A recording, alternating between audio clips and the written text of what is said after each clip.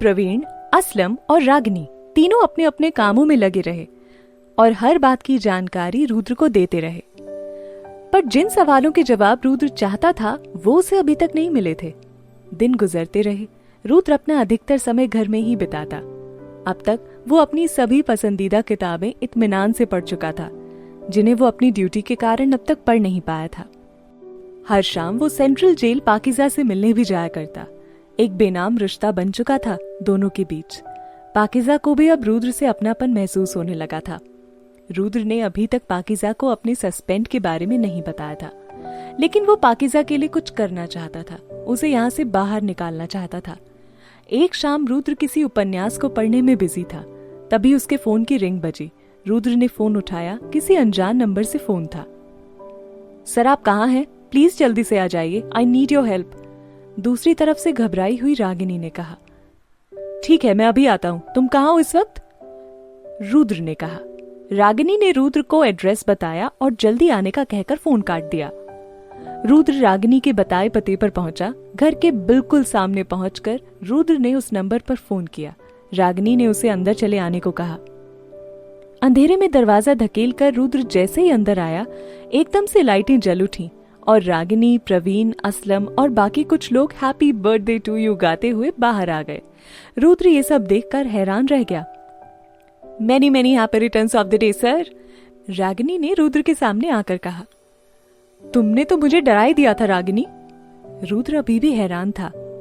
अरे sir, surprise से भी भला कोई डरता है? प्रवीण ने कहा। प्रवीण की बात सुनकर सभी हंसने लगे।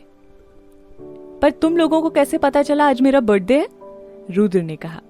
सर, आपने कहा था ना सबके रिकॉर्ड्स चेक करने के लिए, तो मैंने सबसे पहले आप ही का रिकॉर्ड चेक कर लिया। रागिनी ने अपने दोनों कान पकड़ते हुए कहा। रागिनी की मासूमियत देखकर रुद्र मुस्कुरा दिया। सभी केक काटने के लिए जमा हो गए। बर्थडे सेलिब्रेट होने के बाद बाकी सभी अपने घर चले गए। क्योंकि घर प्रवीण का था, इसीलिए उसने रुद्र, रागिनी और असलम को थोड़ी देर और रुकने के लिए कहा। चारों बालकनी में आ गए। प्रवीण सबके लिए ड्रिंक लेकर आया। पागल हो गए हो प्रवीण, मैं ड्रिंक नहीं करता, रुद्र ने कहा। सर, आज तो स्पेशल डे है, आज कोई बहाना नहीं चलेगा, असलम ने कहा। तीनों ने मिलकर रुद्र को ड्रिंक पिला दी। दिमाग जैसे झन्ना उठा। रुद्र को हल्का सा नशा होने लगा, पर बालकनी से आती ठंडी हवा के झोंकों से उसे सुकून मिला और अब उसे अच्छा महसूस हो रहा था। रागिनी रुद्र के सामने खड़ी धीरे धीरे अपने ग्लास से सॉफ्ट ड्रिंक पी रही थी। असलम और प्रवीण ने भी एक एक शॉट पैक अपने ग्लास में डाला हुआ था। चारों साथ बैठकर इस स्पेशल मोमेंट को एंजॉय कर रहे थे। प्रवीण के घर से कॉल आने के कारण वो अपना ग्लास बिना पूरा पिए वहीं रखकर अंदर चला गया। रागिनी को ध्यान नहीं रहा, उसने गलती से प्रवीण वाला ग्लास उठाया और एक सांस में पी लिया। रागिनी को चढ़ गई। रुद्र होश में जरूर था, पर जब उसने रागिनी को देखा तो न जाने क्यों उसे उसके चेहरे में पाकीज़ा का चेहरा नजर आने लगा। रुद्र मुस्कुरा दिया। रागिनी को तो रुद्र पहले दिन से ही पसंद था। वो सामने बैठकर बड़े प्यार से रुद्र को देखने लगी। रागिनी का मन किया उठकर रुद्र के पास जाए और उसे अपनी बाहों में ले ले। रुद्र ने घड़ी में देखा, रात बहुत हो चुकी थी। उसने असलम से घर जाने को कहा। चलिए सर, मैं घर छोड़ देता हूँ, कहकर असलम बालकनी से बाहर चला गया। रुद्र जैसे ही जाने लगा, रागिनी ने उसका हाथ पकड़कर उसे रोक लिया। रुद्र कुछ समझ पाता इससे पहले रागिनी उसके सामने आई और रुद्र के चेहरे को अपने हाथों में लेकर कहा, आई लाइक यू सर, पहले दिन से आप मुझे बहुत अच्छे लगते हो, आई लव यू। कहते हुए रागिनी ने रुद्र के गाल पर किस किया और वहां से चली गई। रुद्र, जिसने पी रखी थी, रागिनी की बात सुनते ही सारी की सारी एक झटके में उतर गई। रुद्र ने देखा रागिनी लड़खड़ाते हुए चल रही है। सर आइए चलते हैं, असलम ने आकर कहा। असलम, आई एम ओके, मैं चला जाऊंगा, तुम एक काम करो, रागिनी को उसके घर तक छोड़ दो, रुद्र ने असलम से कहा। ओके सर, असलम ने कहा और मन ही मन रुद्र को थैंक्स कहा रागिनी के साथ वक्त बिताने देने के लिए। असलम रागिनी को लेकर वहां से चला गया। कुछ देर बाद रुद्र ने भी प्रवीण को गुड नाइट कहा और वहां से निकल गया। रुद्र गाड़ी लेकर आया था। उसने गाड़ी स्टार्ट की और सड़क पर दौड़ा दी।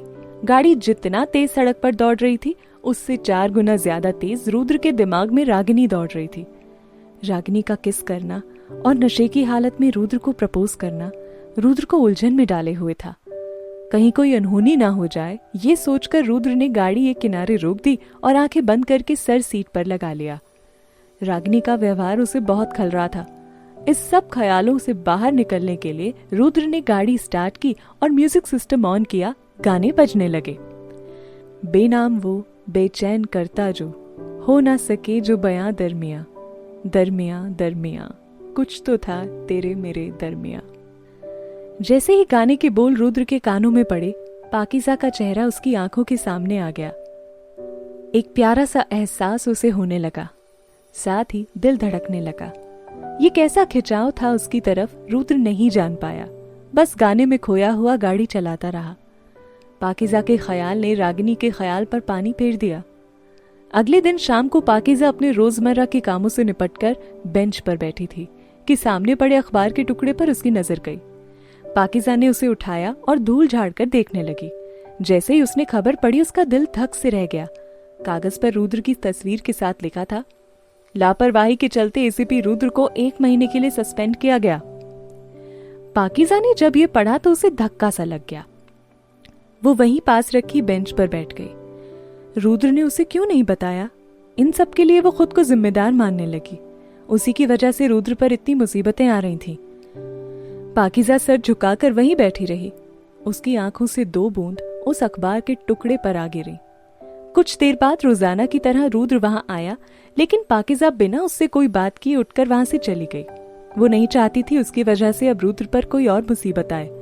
रुद्र पाकीज़ा के पीछे पीछे आया। जेलर पाकीज़ा की सेल के बाहर ही खड़ा था। रुद्र ने पाकीज़ा से बात करनी चाही तो पाकीज़ा ने सख्त आवाज में कहा, जेलर साहब, इनसे कह दीजिए यहां से चले जाएं। रुद्र, पर क्यों? मुझे तुमसे कुछ बात करनी है पाकीज़ा। पाकीज़ा, मुझे आपसे कोई बात नहीं करनी है, चले जाइए यहाँ से प्लीज। रुद्र, लेकिन पाकीज़ा, मैं सिर्फ। पाकीज़ा, हमें आपका कोई एहसान नहीं चाहिए, जाइए आप यहाँ से। रुद्र को कुछ समझ नहीं आया। उसने हैरानी से जेलर महेश की तरफ देखा और कहा, सर ये अचानक क्या हो गया इसे? जेलर, पता नहीं रुद्र, मैं अभी अभी यहाँ आया हूँ। पाकीज़ा, एक बार मुझसे बात तो करो प्लीज, क्या हुआ बताओ तो सही।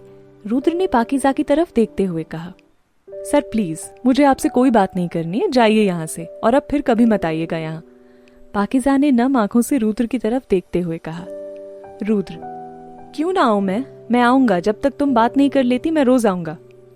सर इनसे कह दीजिए अगर आज के बाद यहाँ आए तो मेरा मरा मुंह देखेंगे। पाकीज़ा ने जेलर की तरफ देखकर कहा और पीठ घुमा ली। रुद्र ने जब सुना तो उसे बहुत दुख हुआ।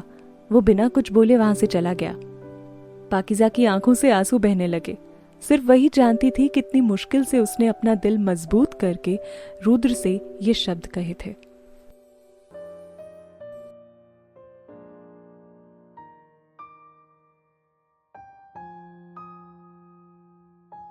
यहाँ बस इतना ही। आगे की कहानी जानने के लिए सब्सक्राइब करें पॉकेट एफएम चैनल को और बेल आइकन क्लिक करके अगले एपिसोड का नोटिफिकेशन पाएं। लेकिन आप सारे एपिसोड अभी सुनना चाहते हैं तो डाउनलोड करें हमारा pocket FM app. Link description में है, जहां आप पाएंगे इस शो के सारे एपिसोड्स और साथ ही इसके जैसे और भी बेहतरीन शोज, वो भी एकदम फ्री। हाँ, फ्री है, तो देर किस बात की, अभी डाउनलोड करें पॉकेट एफएम ऐप।